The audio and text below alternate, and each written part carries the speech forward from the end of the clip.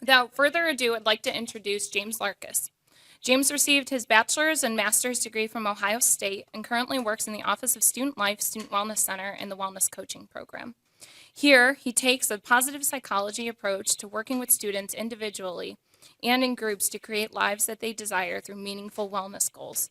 His passion lies in enhancing each person's inherent resiliency and capacity to be change agents of their own lives and of their communities. To live a life of wellness, James enjoys live music, the outdoors, and his personal connections with loved ones. Everyone, please give James a warm round of applause. Thank you very much.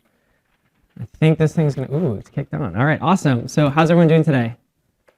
Good. All right, so I am, this session I hope to be interactive more than just eating salad, hopefully. So I have some worksheets and hopefully making this a personally relevant sort of session for you. So in any ways you'd like to engage, please do. I like to make this more interactive as I go along. So that was a lovely introduction. Thank you very much. I'm happy to be here. That's me. So I'm just curious, though, of who is I'm always curious about who the audience is. I work with a lot of students. They come from a lot of varying backgrounds, but also it's fun to present to faculty and staff as well. So can people just kind of shout out general areas of the university or the hospital or wherever you're coming from, just to kind of get a gauge of where you're coming and engaging with us today? Business office, awesome. Where else? JPass, awesome. What's that? Can you tell me? Awesome, thank you very much. Where else? College of Nursing, wonderful. College of Medicine. All right, so we got a wide range. And hopefully, the nice thing about this topic, hopefully, is that wellness is a process we can all engage with. So no matter where you're coming from today, hopefully it's something that you can, for yourself, engage with. And make it meaningful to you. That's what as I said in the introduction, my favorite part about my job is getting to talk to people about the lives they want to create for themselves, and really taking that through the lens of wellness goals. And so hopefully we can guide you through that today. So if I do my job well today, hopefully we'll develop a better understanding of how we conceptualize wellness in the Student Wellness Center here at Ohio State. It was talked about already, the 9-dimension model of wellness, and that's what we endorse here at OSU. So getting some familiarity around that. Hopefully for yourself, compose a meaningful wellness goal for yourself. And we have this worksheet to maybe guide you through it if you'd like to go along. And then hopefully apply effective wellness and goal setting techniques to really kind of create a sustainable cycle of motivation. I'm really going to draw this from some research that I really like that's happening actually at the state up north in Michigan. Some really, really good stuff about behavior change and wanting to incorporate some of those things, especially because this is what I hear a lot from students right now. It's sort of the start of the new year, and I hear students say it's new year, new you. There's a lot of New Year's resolutions maybe that have happened or are currently in effect. And so really wanting to focus on goal setting maybe at this point in the year for us all. So first and foremost, wellness. We're here at a wellness kind of lunch and learn series. Just before I kind of show how we talk about it, what do you think of when you see that word? When you hear wellness, what are some of the ideas, the topics, the things you think about when you see wellness? Exercise, great. What else? Sorry, I couldn't hear. Eating right. You got salads in front of you. Yes, eating right. We got exercise. What else do we have? Mental health. Awesome. So it's more than maybe just some of these physical areas. Some balance. All right, awesome. Great. So you're getting at some of the core concepts that we like to really talk about with students and understanding that wellness is really a multi-dimensional sort of concept. And the way that we talk about it in our Student Wellness Center is that it is a process, it's active and ongoing, which involves becoming aware of and taking steps towards a happier, healthier, and successful life. So when you see that definition, and if you Google wellness right now on your phones, you'll probably see that there's a bajillion different things that are out there. But what in particular, when we use this definition, what sticks out to you in terms of what we have there, either positive, negatively, or otherwise? What phrases or words? Becoming aware of. Can I ask why so?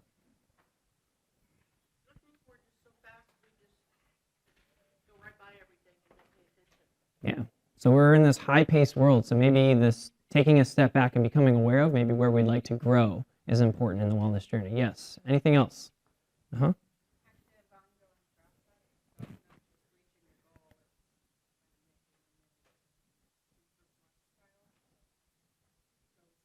Yeah, so it's active, it's ongoing, it's a process.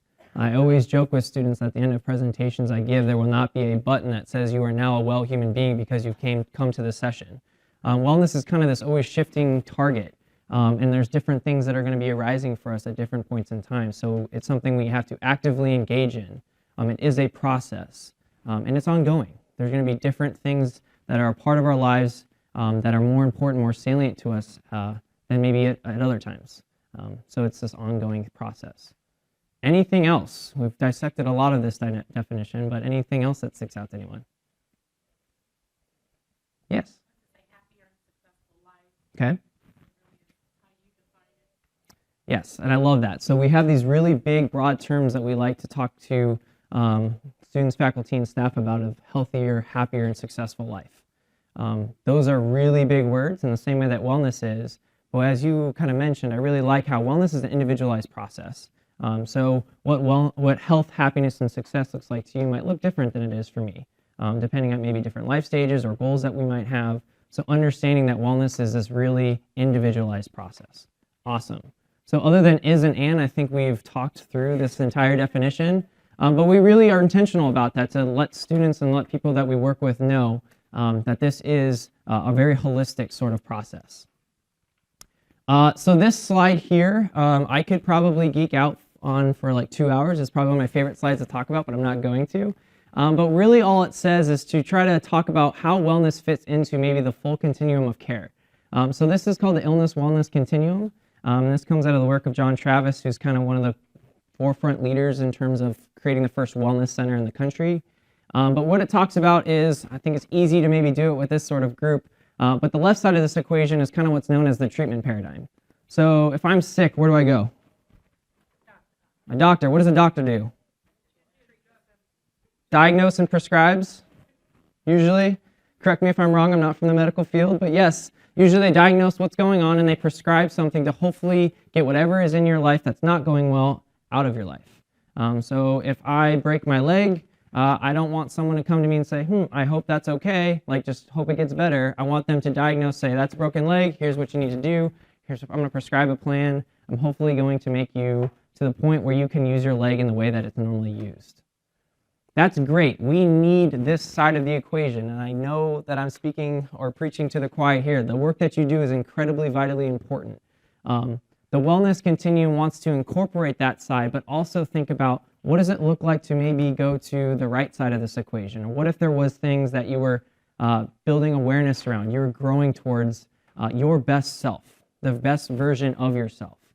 So really the wellness paradigm really thinks about this idea and this concept that there's more to life than not having anything wrong with you. So let's say that again. In wellness, we think there's more to life than not having anything wrong with you. So when we talk about our dimensions, which we'll do here in a second, what if you had, so social wellness is one of them. What if you had relationships in your life that weren't just okay, there was nothing wrong with your relationships, but what if you had relationships in your life that you were cultivating where you felt loved, that you felt cared for, you felt challenged, you felt that you had this personal connection, whatever it is that you value in relationships. What if you were cultivating the relationships you actually desired? Not that like, they're okay, there's nothing wrong. So wellness is this idea of expanding this spectrum of thinking about what could you do to put yourself at your best and to be growing in each of these areas.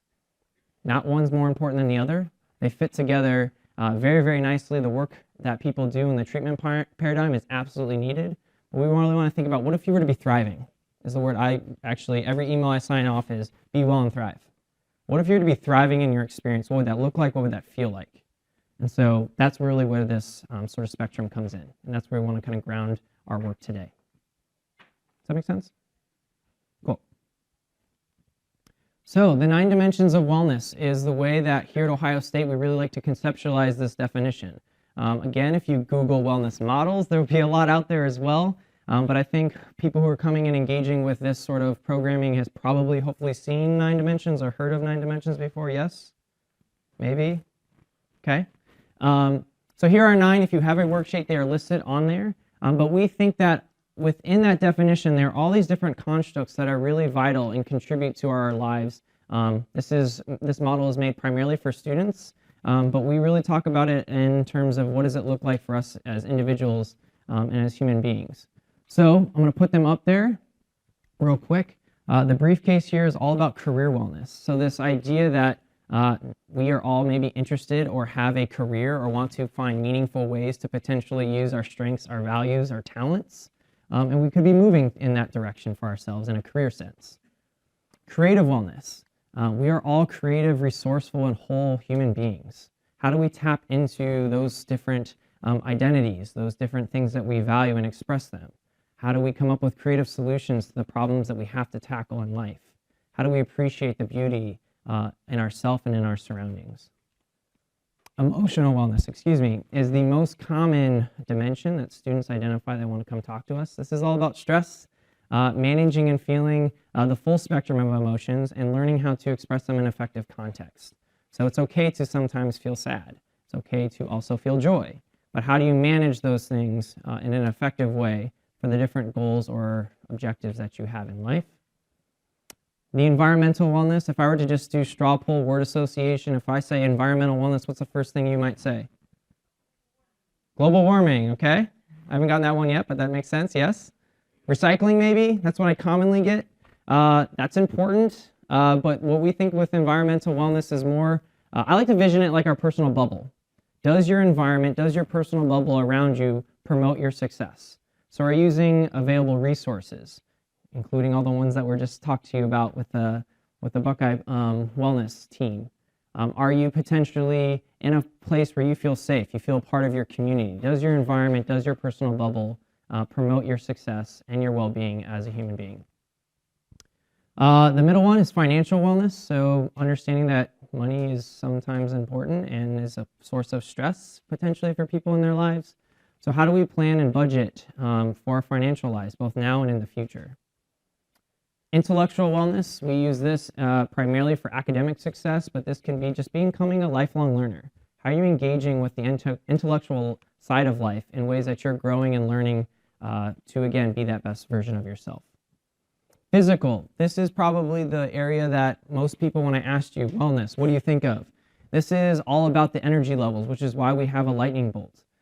So this is not only just eating and sleeping and working out. This is also, it's just full encompassing of how do you manage your daily tasks? Do you have the energy to do the things that you need to in your daily life? So it incorporates more than just working out. I work in the largest collegiate recreation center in the country. Working out is important, but it's more than that. It's making sure that you're fueling yourself well in terms of your food as well as your sleep, things of that nature. Social wellness is all about your social connections. We are social creatures. So it's the ability to develop and maintain and sustain meaningful relationships in your life. And then spiritual. We're not a religious institution here at Ohio State, but there's a lot of research on how important clarifying your values and finding meaning and purpose to your life really contributes to the sense of self, the sense of fulfillment, the sense of wellness. And so that's what we mean by spiritual. 9 is a lot. I recognize that, and going through all that is a lot of different definitions. What I really want you to know about our model, or the way that we speak about it here at Ohio State, is 2 things. First, it's holistic. So when we mean holistic, it's the reason why we have all 9 is you're not 9 separate people. All these different things really contribute to the whole sense of self. So for myself right now is, although they read my bio, yeah, I'm maybe thinking about career and what's going to happen for me in my life.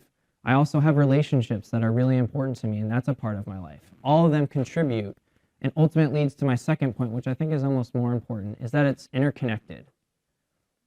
So just maybe drawing from people here, when I say it's interconnected, what do you think that means?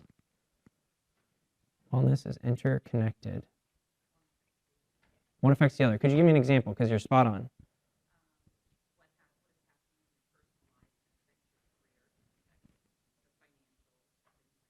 Yeah, so the answer there, which was wonderful, is that they affect one another. So in this sense that your personal life, maybe things that are going on in relationships might affect your emotional state, which might affect your ability to show up in the workplace, which might affect your ability to potentially live a life of wellness from a physical standpoint. You might eat differently, your sleep might be affected, et cetera, et cetera. So in this sense, wellness is interconnected, and meaning that all these things do have an effect on one another. And you have a question? Yes. I just was thinking too that they evolve. Yeah. So as your career changes, so much your social circle. Mm-hmm. So it's kind of, I guess, the same thing, but not necessarily always negative or. Sure. So it evolves, and I think that goes back to it's where it's a process. It's ongoing. It's not this static sort of snapshot. It's this thing that's constantly living and breathing and growing. Absolutely. So the examples that commonly come up when I use the interconnected is that it kind of depicts that there might be some negative influence. If one area is not going well, it might have a negative residual effect on other areas in your life, which is very true. Like, I think that example that you shared has absolutely happened to me in my life and will continue to happen to me in my life. But we want to see the interconnected piece of wellness also being an asset. Because in the same way that that example maybe starts to paint a downward spiral, from a positive psychology standpoint, or the work that I really like to do, is how do you flip and reframe that? That can actually be an asset for you to start an upward trajectory, an upward spiral. So what happens is sometimes I work with students and they have the same sheet in front of you and they're like, I want to work on all 9. I want to be completely balanced. I want to be the most well human being that's ever existed. I'm like, that's awesome. But I think inherently chasing that balance or trying to have everything juggled in the air at once inherently puts us out of balance. So what we really think about is what's most salient, what's most important to you right now. If you can identify an area of wellness that you could be growing towards, that you could be pushing yourself to the right side of that spectrum, to that equation that I showed earlier, what would that be? Because if you were to grow in, say, your social wellness area, dimension, if you're doing well there, if you feel like your relationships are going well, potentially that affects positively your emotional state. You might be able to engage better in your work, which means you might be able to potentially have better physical kind of health outcomes as well. So there's this positive residual effect that can happen with this process as well. So when we set goals with students, we really want them, or with faculty and staff as well, is to think about which of these areas is most important to you. Where do you want to be growing? What would it contribute to a holistic sense of well-being? So instead of trying to do all 9, we can really focus on maybe one, maybe a couple that contribute to this overall sense, because it's going to have that positive residual effect. So if you'd like to engage, please do. If you have a worksheet, I'm giving you a chance to think about for yourself. Maybe you already have goals in mind that you're working on, but trying to maybe contextualize it through this lens, through the lens of wellness and through the lens of these 9 dimensions.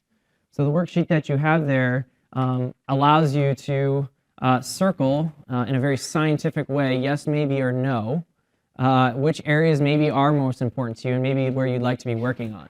So yes is, yeah, maybe I would like to work on that area. Maybe is meh, or no is I either don't got time for that or it's not important to me right now. It's really important to really center your time, your energy, and attention towards maybe those dimensions that are most important to you. Yes.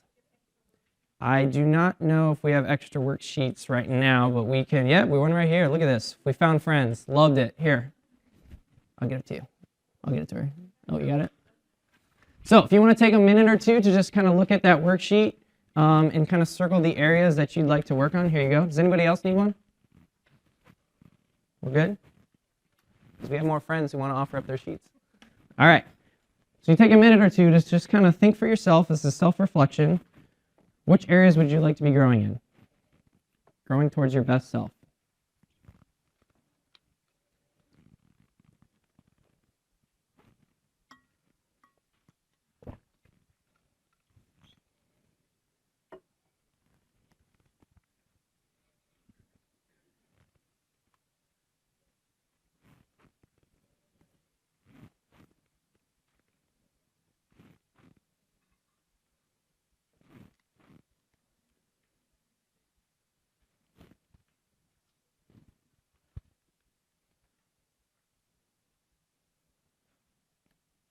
And if you feel so inclined, you could turn to a partner if you want to talk it through with anyone. Find a new friend if you'd like. If you don't know the person you're sitting next to. But you can talk about your overall wellness and maybe which areas you'd like to grow in.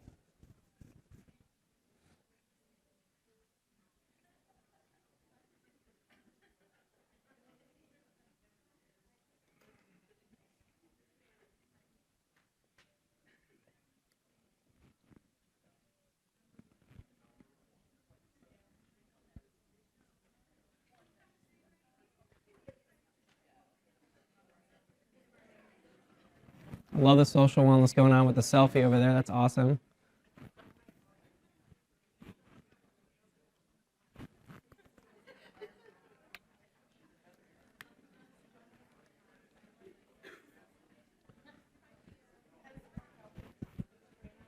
Give like 1 more minute.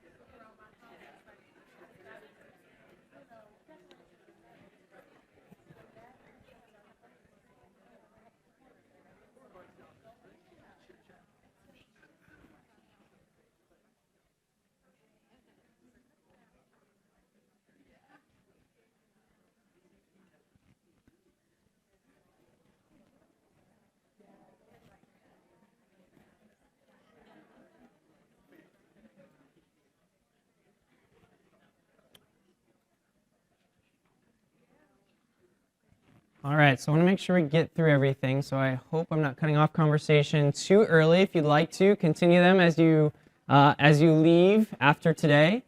But if we could bring it back as a group, that'd be awesome. So I'm wondering if there are any areas that people feel comfortable maybe sharing of which dimension they'd like to be growing in, that they'd like to be working on. Maybe a vulnerable thing to do with a large group. Yes?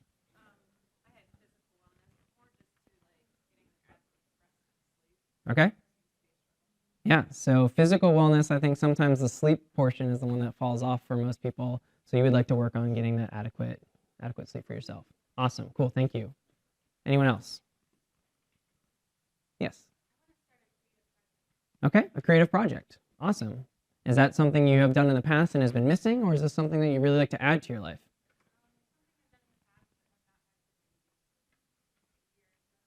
Okay, great. So having some sort of creative outlet for yourself.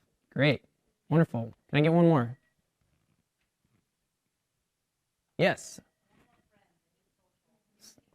Any takers? And not just worksheets. We want real friends, some meaningful relationships. Yes, okay, so some social wellness. Absolutely. Everyone, turn heads, friends, over there. Yes? All right. So with those goals, what I'd like to do is to think about how can we turn those into effective goals, and how can we come up with strategies that allow those things to potentially be things that really do contribute to your sense of overall well-being. So goals. Gut reaction, raise of hands. I'll give 3 options, so you know. 3 options are how many people, when they see this word, they like goals. The second option is going to be they're indifferent. It's a word, but I don't really care about it. Or the third one is when I see this word, I don't like it. It makes me have a reaction. I don't like goals. It's something that I really don't actually enjoy. So we'll go with the first one. How many people when they see goals are like, yeah, let's do it? Okay, we got our goal people in the room. Awesome. What about the indifferent? Okay, how many people are like actively, goals makes me feel some sort of way? Okay, awesome. So when I do this, I kind of get usually about an even split. I usually get a third for each of those categories. Goals is a really, really prevalent topic. It's, I think, a lot of times really kind of forced upon us, but I want to get from you. So the people who raised your hands, why either yourself or why do people like goals? Why did you raise your hand? Yes, I like them. Something to work towards, okay? What else? Yes. Feeling of accomplishment. All right, so if I accomplish it, yeah, I feel great. Being held accountable. So I'm working towards something, there's an accountability factor. Hey, maybe if I do it, I'll feel good about myself. Yes. Okay, something to do. So it gives you some direction, some purpose. Yeah. Anything else on the pro goal side? Yes.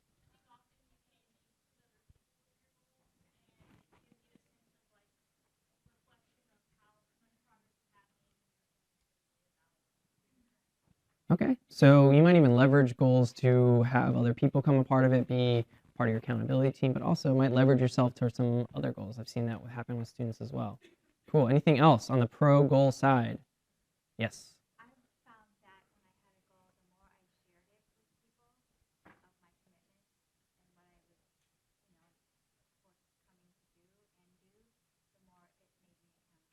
Okay. Mm-hmm. Right. Right. So there's a sense of kind of the accountability. If I share my goals and I like them, more people can hold me accountable when I see them. Great. What about we'll go to the complete other side of the spectrum. Maybe people, if you want to, the couple of you who raised your hands who don't like goals, or in general, why might people not like goals? Maybe I'll put a little, depersonalize it a little bit. Why might people not like goals? They're restrictive. Can you expand on that for me?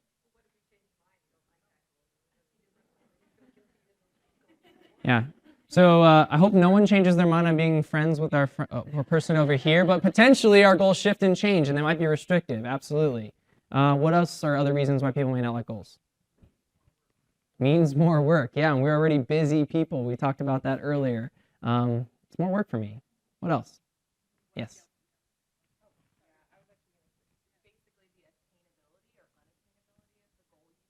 Mm-hmm.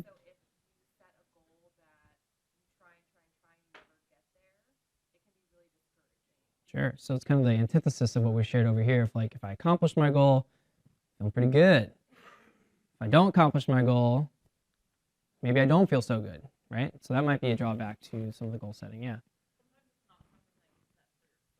Ah, okay. So maybe it's a goal that's not set for yourself. We'll get at that a little bit later. Yes. Anything else? In the back.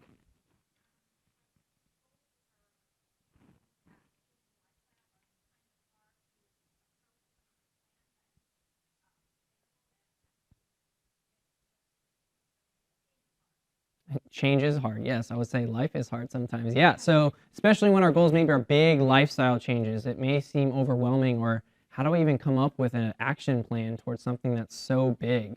That can be maybe discouraging, or like, fine, I'll just put it off because I don't have time for that. Yeah, absolutely. One more.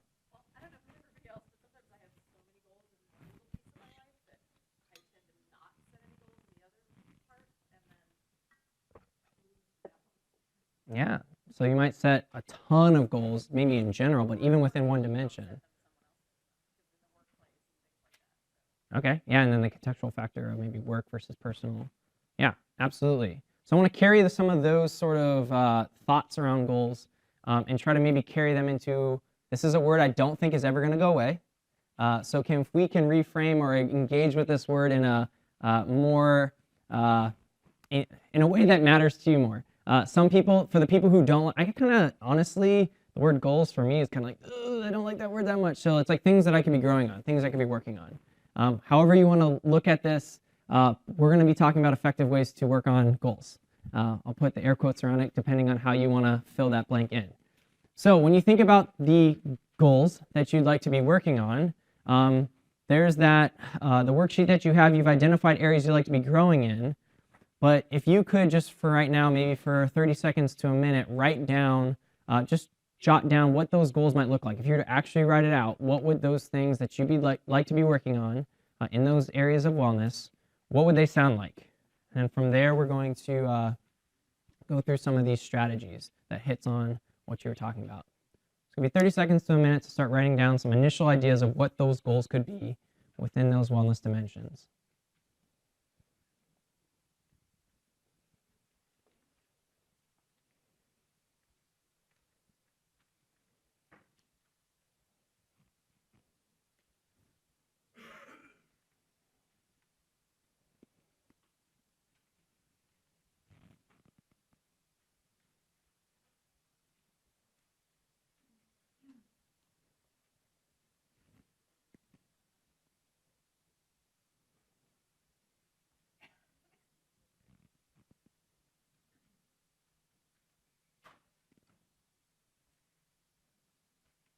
That is a fire alarm.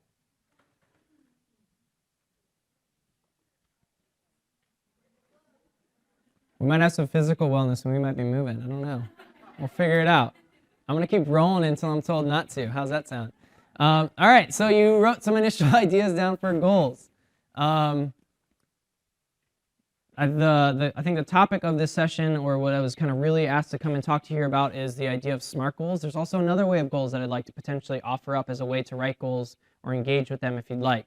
But SMART goals is probably the most researched and talked about way of writing goals. By a raise of hands, how many people have heard of SMART goals before? Yeah, most of you work for the university. You probably have done your performance evaluations. There's SMART goals, at least in my area, that I have to be writing for myself. So for people who have heard of goals or SMART goals before, what does it stand for? It's an acronym like everything here at Ohio State. And I'm sorry I didn't know the James one that you were mentioning earlier. But SMART goals is an acronym. What does it stand for? Specific or significant? Yeah, just shout it out. Measurable or meaningful? Yes. Attainable or achievable? Or relevant? Yes. Time-bound or trackable? Yes. So this has been, again, one of the most researched way to write goals. It makes them really, really effective and leads to kind of those sustained behavior changes. What would a SMART goal sound like? Can someone come up with an example just off the top of their head of what a SMART goal would sound like if it were to incorporate some of these elements? Not some, all. I want to lose 50 pounds in 6 months, okay? So we got the measurable, attainable, maybe, we'll see. Relevant, I think, is the one thing that sticks out to me most is like, does the goal matter to you? This is one of my big kind of like soapbox moments when I talk to students of, if you set goals that don't matter to you, they're not going to happen. So making sure that maybe that goal, if that is something that someone would set, does that actually personally matter to them? We had time bound, we said in 6 months, I think you said. The one thing I would add is potentially to make it more specific. You could say, I'm going to work out 3 days a week for 30 minutes doing blah, blah, blah, blah, blah, whatever it is that you enjoy for physical activity in order to lose 50 pounds within 6 months. So that would be a very specific, measurable, attainable, relevant, and time-bound goal, which is great. But I think it was you who said here that sometimes goals are restrictive. Was that you? Yeah? So if we say goals in general are restrictive, and then I ask you to do that to it, sometimes it makes people feel like, okay, great, and now I have even more of a straitjacket on. It's so restricting. I will say SMART goals are really, really effective, and they're really, really effective if you have something that's very tangible. That's at least in my own experience, the way that I've also worked with students on this. So we kind of had a little funny laugh here about like social wellness and finding friends, but that's probably one of the most common reasons why students come to talk to me. Is there maybe a first year or they're a graduate professional student and they don't feel that sense of belonging. They don't have their community here at Ohio State. They're really looking to find that social network to make sure that they can thrive academically, etc. So if my goal, if I come to you, congratulations, you all now are health coaches and you're coaching me, or you're a wellness coach, and I say that my goal is to make more friends. That's my goal. That's what I come to you with. Can you set me a SMART goal that will allow me to make more friends? It's doable. What would it sound like maybe? Find a student organization Mm-hmm. of particular interest to yourself and attend the meeting and join a committee. Yeah, so I could join today, right? Yeah, so, and I realize I'm saying student a lot because I'm sorry that's the frame I see it through, but even if you're moving to Columbus and you're a professional and you maybe don't have the social support that you are looking for and you're looking to really find that.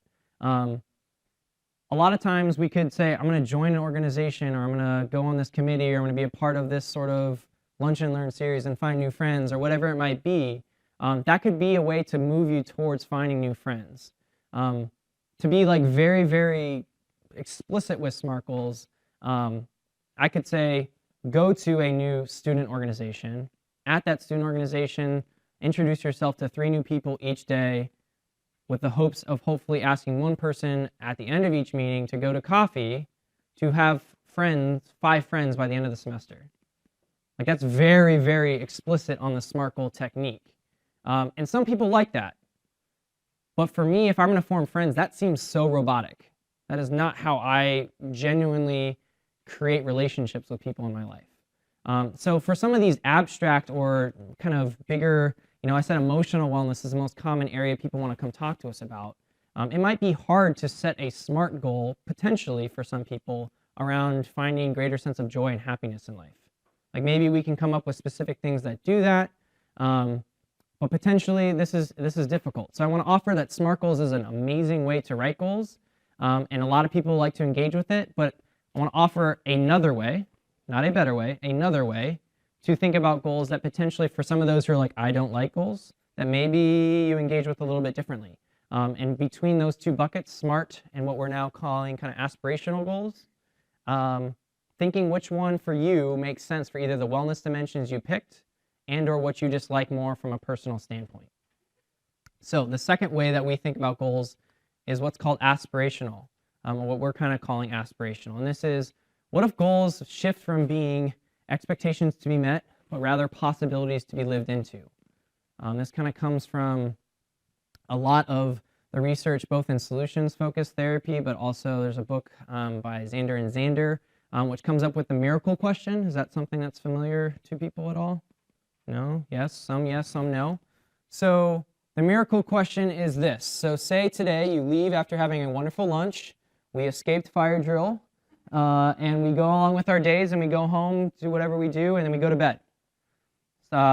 When you go to bed, there's a miracle that happens to you, but you're not aware that it happened. Okay? So you're in bed, you're sleeping, miracle happened, but you're not aware that it did. When you wake up the next day, you start your normal day and you're just kind of going along, and you start to notice that something's different. Like the change that you wanted in your life happened, but you're like starting to pick up on it because you weren't aware that it did. So the miracle question is, if you, like, let me put it this way. What would be different in your life, and how would you know it's different? What's different in your life, and how would you know it's different? It's a lot more broad, and for some people, they like that because it's, ooh, I can maybe shift and change, and that's a moving target. It's an aspirational or sort of orientation that I want my life to be looking towards. And some people want the really structured SMART goals. So for your goals that you have, you can either have sort of this idea of a SMART goal, or you can maybe have this big aspirational sort of target that you're moving towards. I've also had people who set the aspirational and then have SMART goals that allow them to get to the aspirational, if that makes sense. But I want to stop there for a second and see how do people feel about that, because that's a bigger, broader, and not so talked about topic, this idea of aspirational. People good? Okay, awesome. I also ask it in the way of what I did to you earlier. If you imagine yourself thriving, what would that look like? What would that feel like? What would be different in your life, and how would you know it's different? So you can ask yourself that question sometimes in goal setting as well. That allows you to maybe expand the spectrum of possibility of what you think for yourself, and then really be moving towards that. So when we work with those goals, so I kind of gave you those two buckets. We have SMART goals, we have aspirational. I want to go then into some very specific and research sort of backed ways to write goals that hopefully make them more sustained, as we kind of talked about from the back there, about how do we make this sustained behavior change. So first and foremost, there's ways that you can frame the goals. So there's what's known as approach goals and then avoidance goals. Avoidant is stated towards avoiding negative outcomes. Approach stated towards achieving positive outcomes. What would an avoidance goal sound like then? If I stated a goal towards avoiding something I didn't want.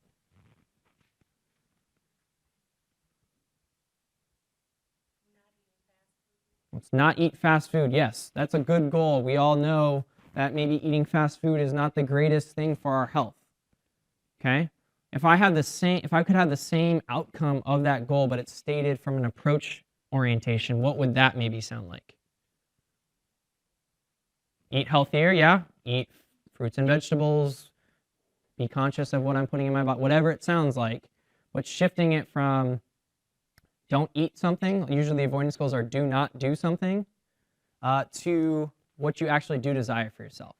So let me give you, to highlight this point, I'm going to ask you right now, the whole group, do not think of a pink elephant.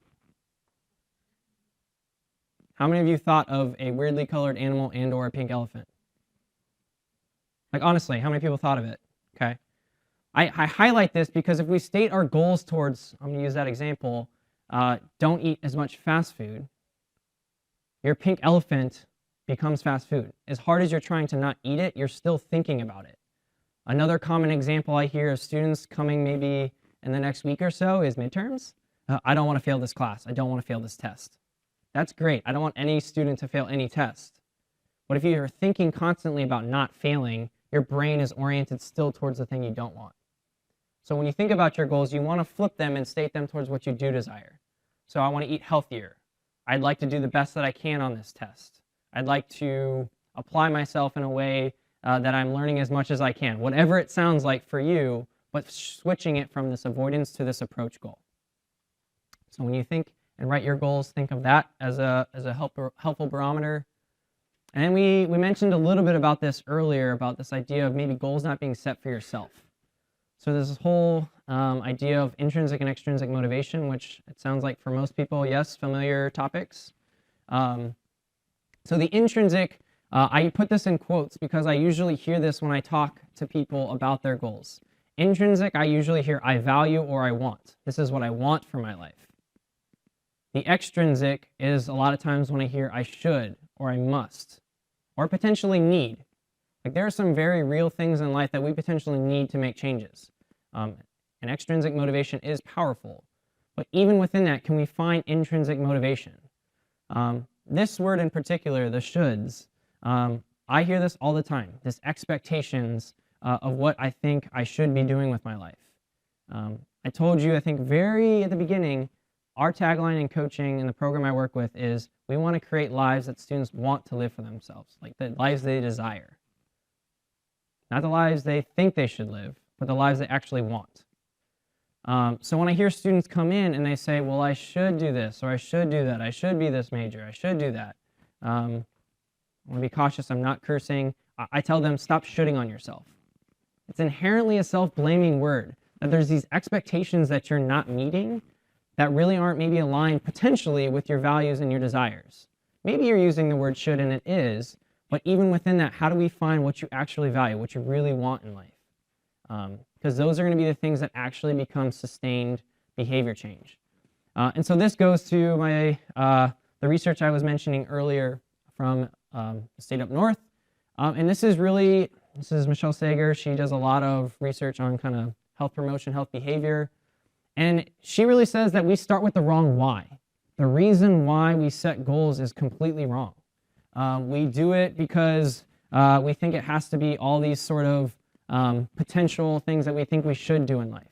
There's a really provocative article that I remember is like, I thought that was clickbait, but I clicked, it was one of hers, is like, why health promotion should stop promoting health. And I was like, I work in a wellness and health promotion office. I'm clicking that. I want to see what that's all about.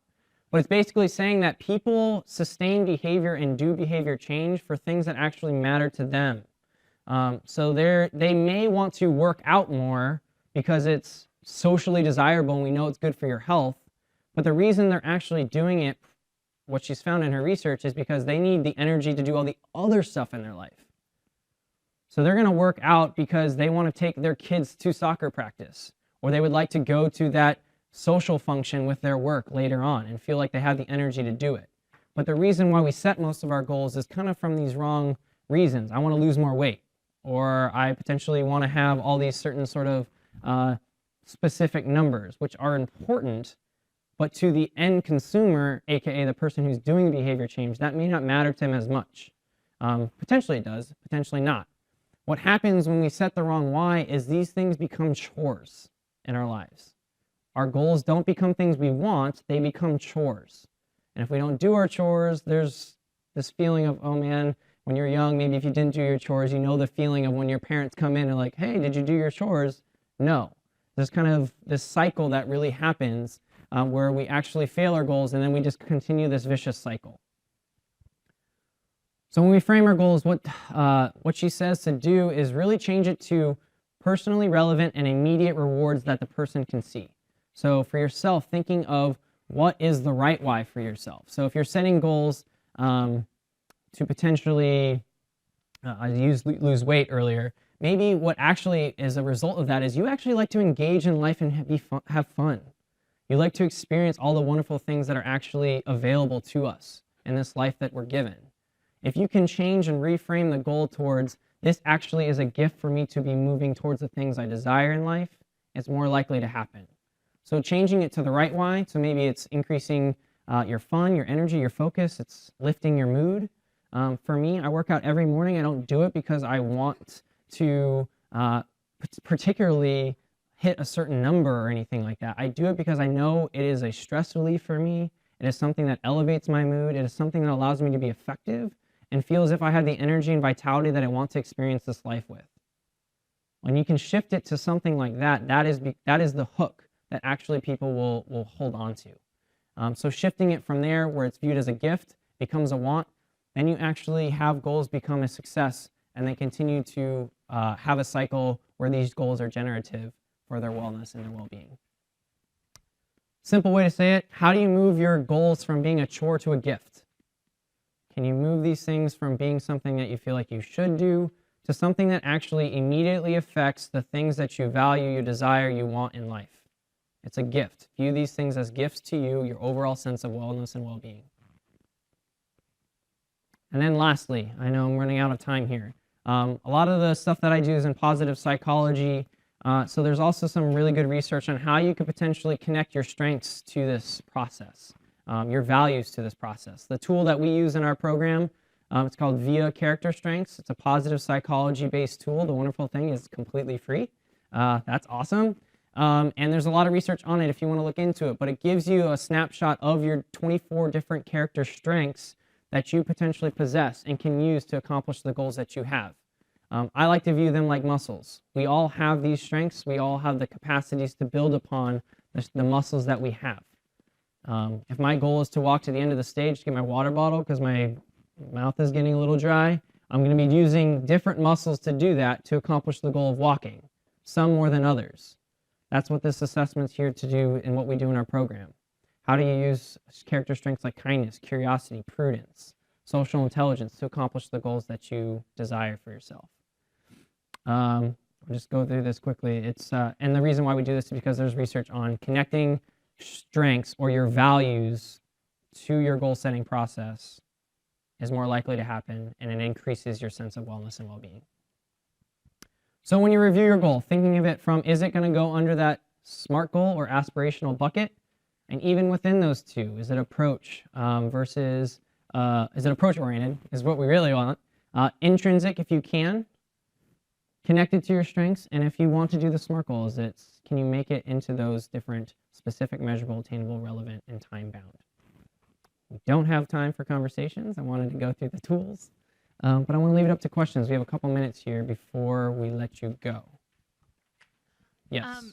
Hold on 1 second. We have the microphone to record questions, so can you guys just wait until we come around with the microphone to ask a question? And then also, please fill out your evaluations. Either leave them on your chair or leave them with Tony over here at the exit.